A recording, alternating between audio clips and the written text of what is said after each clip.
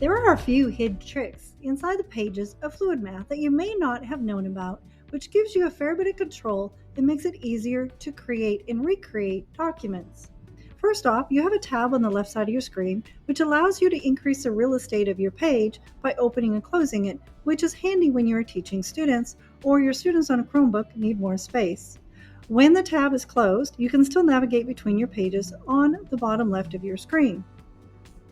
To add a page, just simply click on the plus sign, but first you should choose where you would like to add it. I would like to add the page between 2 and 3, so I'm going to click on page 2, then click on the plus, and my page landed where I would like it. If it didn't land where I like it, I can simply click and drag it to where I want. If I would like to delete pages, I simply click on the X and the page is deleted. As it happens, you can actually drag multiple pages to different locations in your document. Maybe you changed your mind in the order that you wanted to teach it. So I'm going to click on it. On my keyboard, I'm also going to click on Control and select my second page. I can now click on either one of them that I've selected. And if I keep it within the page sorter and slide it up, you can see that it's rolling up.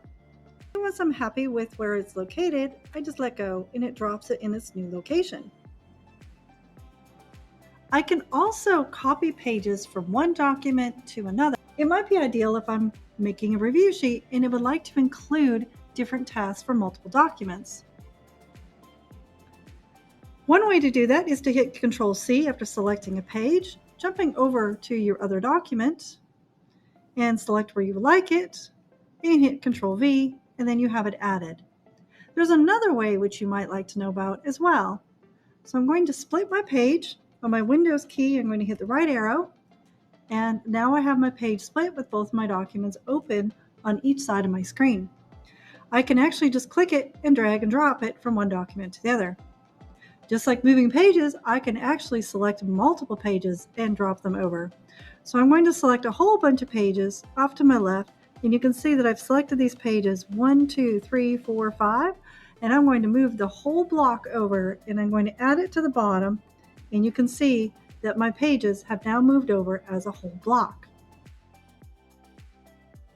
Be sure to save your document before you send it to your students.